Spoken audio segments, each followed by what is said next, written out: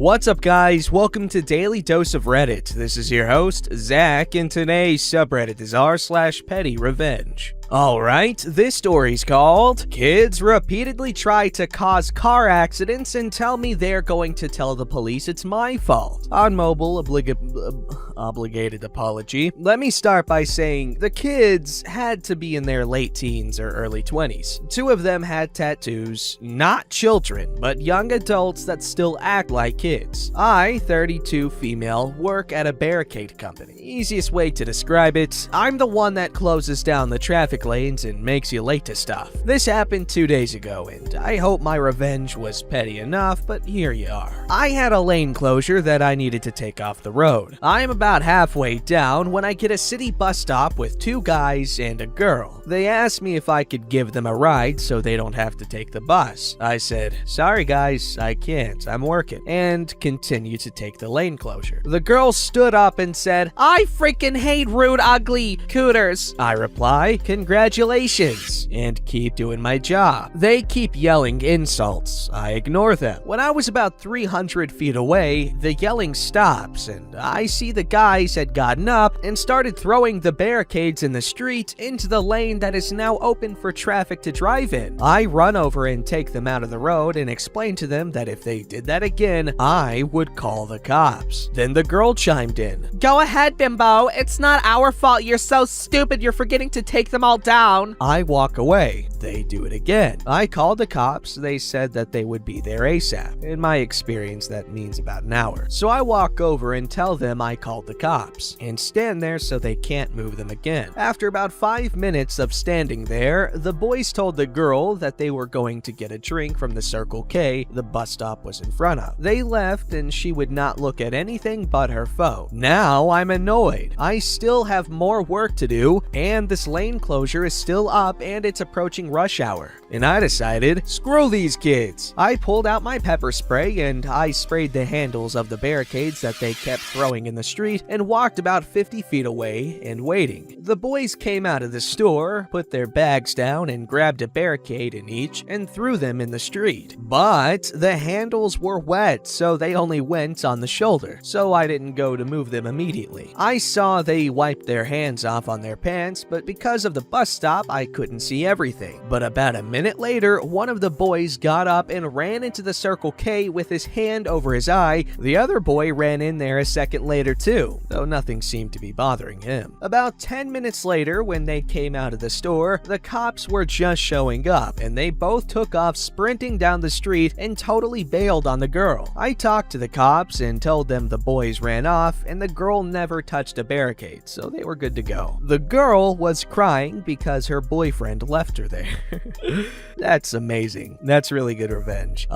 Pepper spray is painful, I'm assuming. Alright, this story's called You Want to Deprive Our Whole Cul-de-sac of Sleep for Years with Loud Music in the Middle of the Night? Let us be your alarm clock in the morning. I'm bad at titles, excuse me. Since we were but small babes, our neighbors, their kids, and their friends have had this lovely habit of either driving into or straight tearing into the neighborhood with no regard for the safety and well-being of themselves or the rest of us, and blasting pop and rap music from their cars as they sit there, idling and waiting for whomever they were picking up or dropping off. No surprise, they took their sweet time and sometimes no one was picked up or maybe even dropped off. So you can imagine the pure, overwhelming joy we experienced when we found out some of the drivers only came into the cul-de-sac to lean out the window to briefly talk to someone, all while their music practically rattled the foundation of our houses. Our dad, at the time, and still, can work late into the night and early into the morning, sometimes coming home in the middle of the night, and at other times not returning until later the next morning. So you can imagine what he had to deal with, poor dad. However, then the day arrived. Our mom had to leave relatively early for something. My memory is a mashed Pop-Tart. Sorry! And dad was not home yet. Sick and tired after so many nights and mornings having been woken up or kept awake, it was quiet now, and we were alone. It was time. Now, we were still exhausted, but we rarely had opportunities where we were alone, and less likely to get grounded by our parents, as they were not home. And so, the sun began to peek over the trees like a Midwestern version of the opening to The Lion King. We carried a radio out of the house and stood at the end of the guilty neighbor's driveway, cranking up the volume as high as it would go, put in our chosen weapon, a cassette tape of bagpipe music, and flick the music on and gently waking the whole house, and probably every other neighborhood for several blocks, with the song of our people. It was not our intention to involve innocent people, but we were pretty young and hadn't completely thought the whole plan through. Our lack of a complete plan was made very apparent as the front door flew open and outran the parents. Our terror-filled little screams followed us back home as we thought we would literally die. As soon as we were able to get inside and lock the door, we turned off the music, stuffed the radio away, and promptly pretended to be sleeping. Eventually, we did fall asleep, but we were woken up by our own parents. No surprise, but the neighbors were all not too happy with us. Though, only the one family snitched. We got in so much trouble for that. Grounded for weeks. But it was worth it. While the cars kept coming into the cul-de-sac at all hours, they no longer played music. We had won. Ayo! What a satisfying victory. Good revenge. It seems like a freaking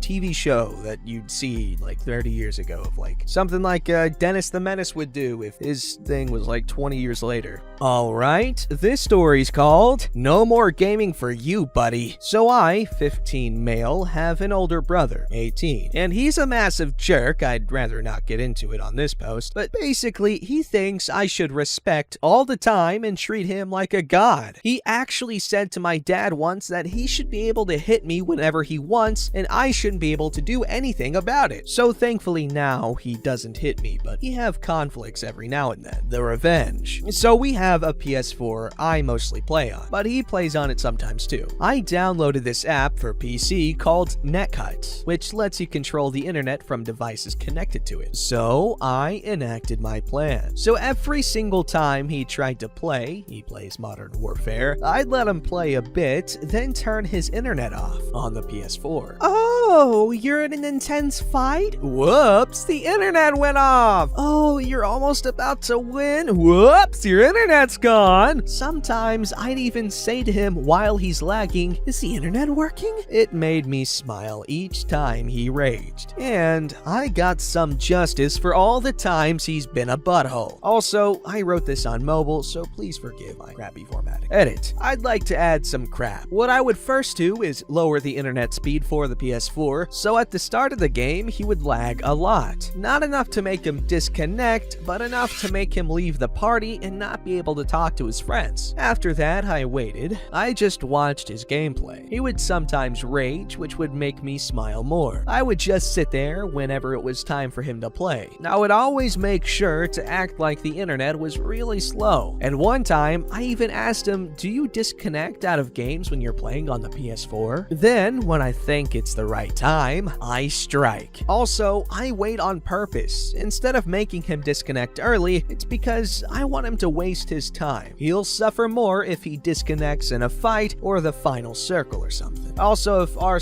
or Dark Fluff reads this, I'm gonna be ecstatic. Well, I know r/ here, but we're Daily Dose of Reddit. That's pretty cool, right? I think it is. I mean, if you don't, it's cool.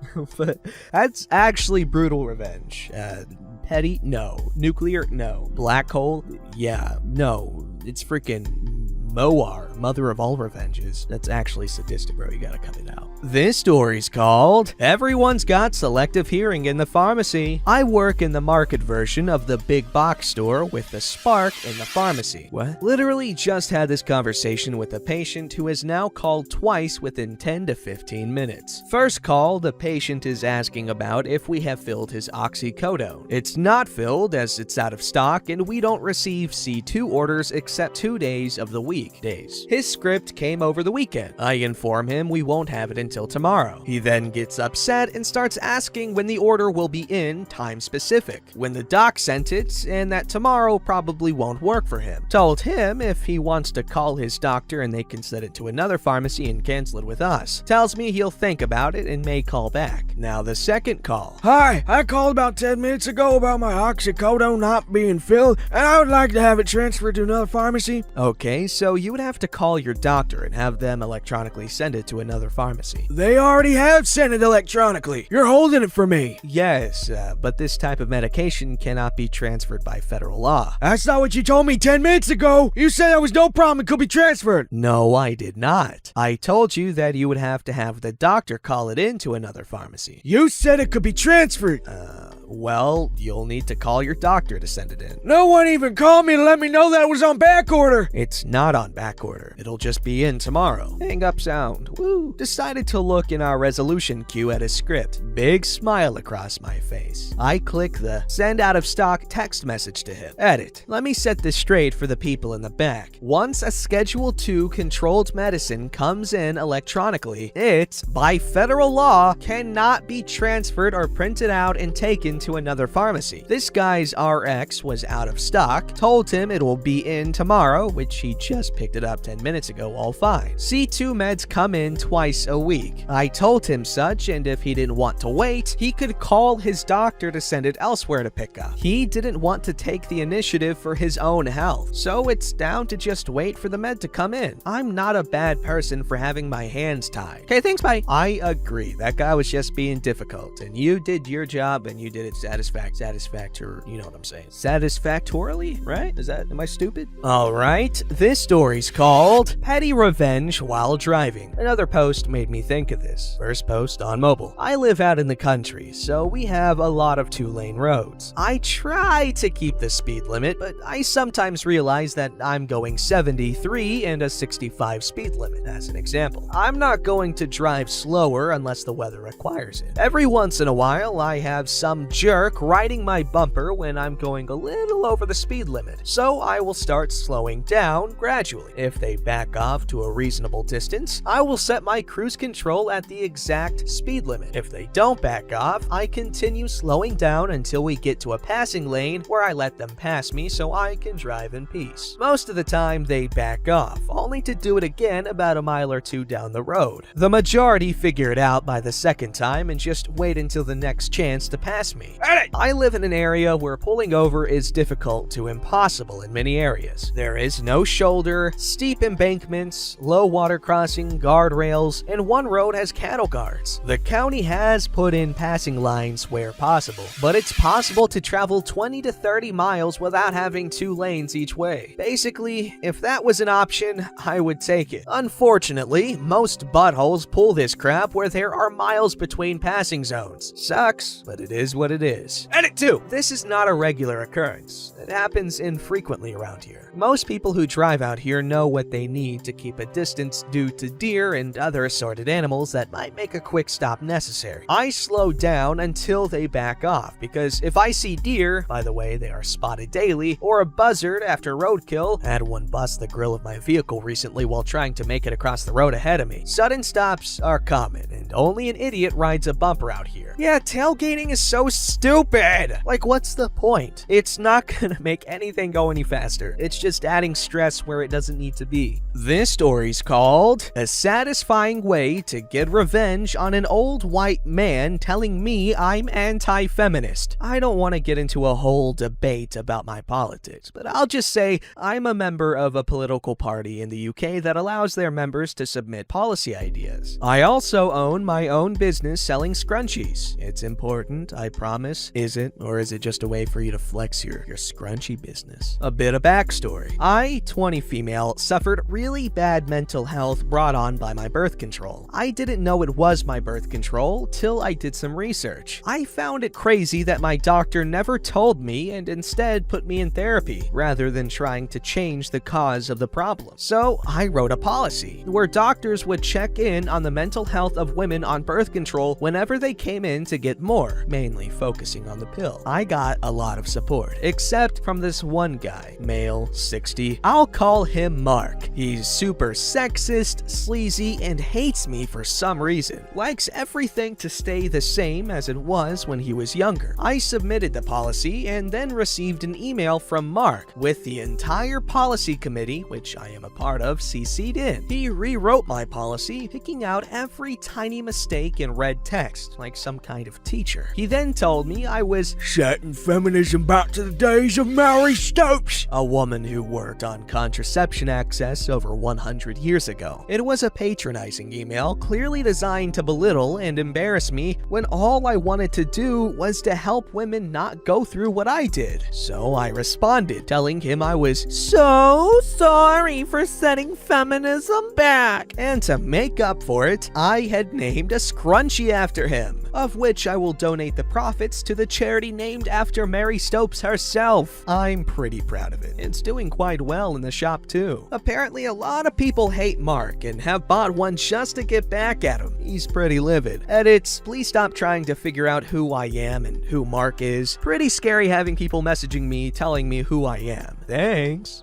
Okay, yeah, that's a thing. I like to guess like locations and things when they give hints and stuff, but don't guess people's identities. It's kind of weird. Unless they're like famous or something. It's like, haha, guess which celebrity I am. In which case, it's all fun because they're already famous. Anyway, OP, that was really creative, and really funny. Good revenge, good idea. Also, good on you for being active politically. Don't forget to like, subscribe, and hit that bell to never miss an episode.